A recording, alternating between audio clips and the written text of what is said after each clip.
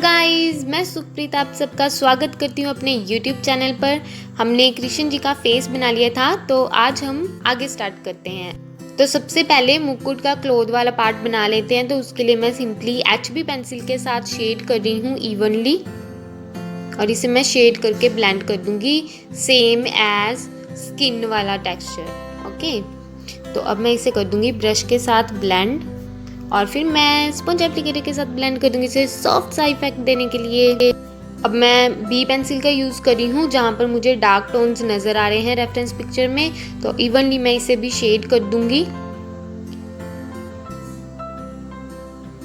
और इसे कर देंगे ब्लेंड स्पंज एप्लीकेटर के साथ। अगर आपको स्मूथ रिजल्ट चाहिए तो sponge applicator is the best blending tool.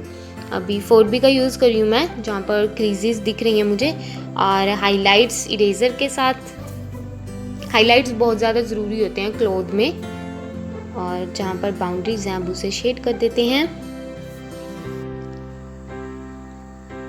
और नीचे का क्लोथ है वो हल्का सा इससे डार्क कलर का है, तो मैं बेस लेयर की HB की जगह 2B पेंसिल का यूज़ कर रही हूँ। इसके साथ मैं इवनली शेड कर दूँगी। जैसे मैंने वहाँ पे HB यूज़ की थी, यहाँ पे मैं 2B का यूज़ कर रही हूँ क्योंकि ये डार्क है। तो इसे ब्रश के साथ ब्लेंड करके फिर इसे स्पंज एप्लीकेटर के साथ ब्लेंड कर देंगे।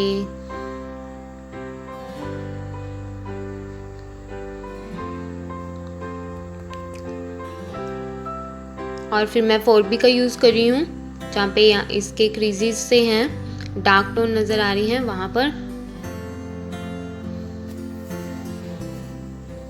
जहाँ पर हाइलाइट्स बनाने हैं उस जगह को आप छोड़ते जाइए, क्योंकि बाद में जब हाइलाइट्स बनाने होते हैं तो वो इजीली बन जाते हैं।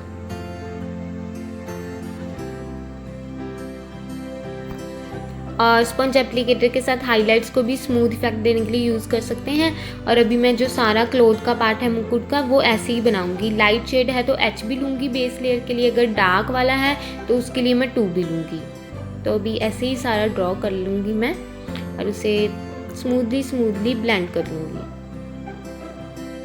बस स्मूथ ब्लेंडिंग लाने के लिए एक बात का ध्यान रखना है कि जो नीचे वाली लेयर है बेस लेयर, उसको हम पहले ब्रश के साथ फिर स्पंज एप्लीकेटर के साथ ब्लेंड करेंगे, और जो ऊपर की लेयर्स हैं उनको हम फिर स्पंज एप्लीकेटर अकेले के साथ ही ब्लेंड कर सकते हैं, तो हमें स्मूथ इफेक्ट ही मिलेगा। ठीक है, तो बेस लेयर के लिए ब्रश भी और स्पंज एप्लीकेटर भी, और ऊपर की लेयर्स के लिए सिर्फ स्पंज एप्लीकेटर इज़ इनफ।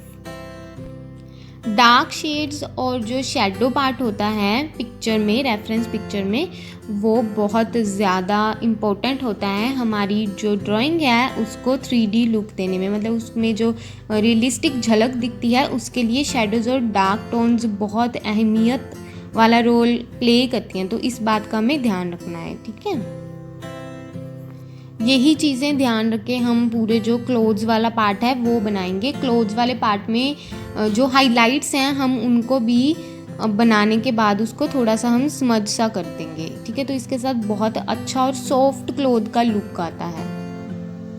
बस ऐसे ही बाकी सारा भी जो मुकुट है वो ऐसे ही बना लेंगे।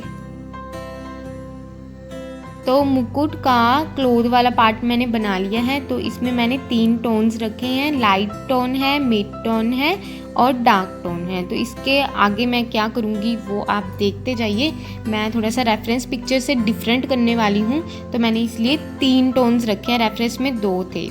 तो अब मैं बनाऊंगी फ्लावर वाला पार्ट, तो इसलिए मैं 2B के साथ पहले आउटलाइन कर लूँगी और बीच में मैं हल्का हल्का शेड करूँगी और उसे पेपर स्टम्प के साथ स्मूथली ब्लेंड कर लूँगी।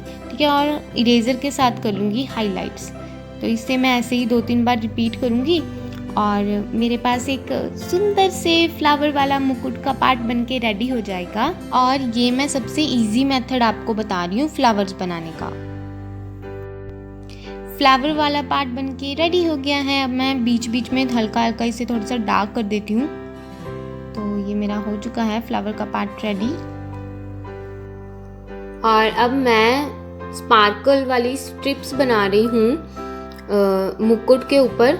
वैसे ये रेफरेंस पिक्चर में है नहीं, लेकिन जो मैंने पिछले वाला बनाया था कृष्ण जी का स्केच, तो उनके मुकुट में ऐसा था, तो मुझे ये वाली चीज़ बहुत अच्छी लगी थी। मतलब बेस्ट उसमें मुझे ये वाला पार्ट लगा था, तो इसलिए मैंने ये वाला बनाया है। देखिए कितना प्यारा लग रहा है ये। तो मैंने डार्क वाली स्ट्रिप इसी के लिए बनाई थी, और अब हम ये ज्वेलरी वाली लाइन बनाएंगे, तो चलिए बनाते हैं।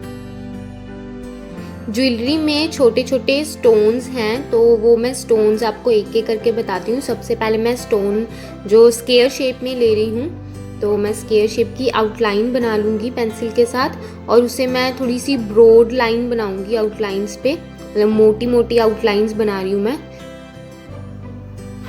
और उसके लिए मैं पेंसिल के साथ ओवरलैपिंग कर रही हूँ और इन्हें मैं अच्छे से एकदम डार्क बना रही हूँ।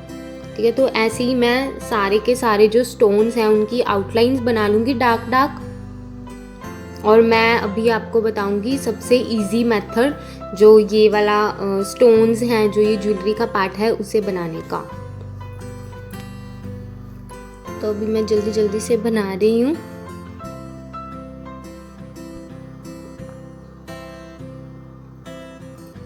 अब मैं पेपर स्टम्प के साथ जहाँ पे मुझे वाइट वाइट नज़र आ रहा है वो बनाऊंगी, और इस लाइन के नीचे मैं एक शेडो के लिए इसे मैं हल्का हल्का स्मज कर दूंगी। और अब देखिए मैं इसे स्लो कर देती हूँ। मैं क्या बना रही हूँ ज्वेलरी के बीच में, मैं एक सर्कल बना रही हूँ पेपर स्टम्प के साथ, और उस सर्कल को मैं चारों एंड्स के साथ मैच कर रही हूँ। तो मैं इसके लिए किसी पेंसिल का यूज़ नहीं कर रही हूँ।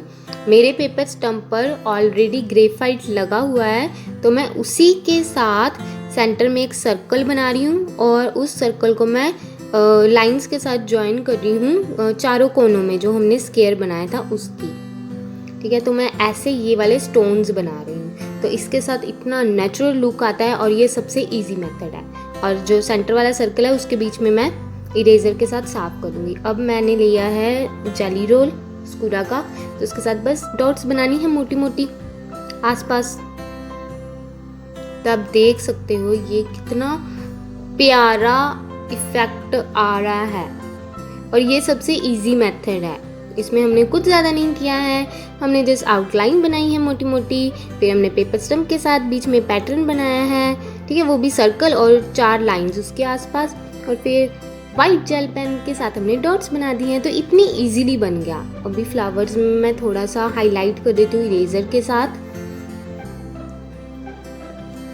और फेस के ऊपर देखिए मैंने पेपर के साथ फेस को अच्छे से कवर किया है, ताकि फेस की शेडिंग में कोई खराबी ना आए। हमारे आज का जो टास्क था वो हो चुका है, मुकुट बन के रेडी हो गया है। कल हम बनाएंगे हेयर्स और पंख वाला पार्ट। तो आप तब तक इतना बनाइए, और इंस्टाग्राम पे मुझे आप टैग भी कर सकते हैं अगर आपने इतना बना लिया है तो। मिलते हैं नेक्स्ट वीडियो में, तब तक के लिए गुड बाय।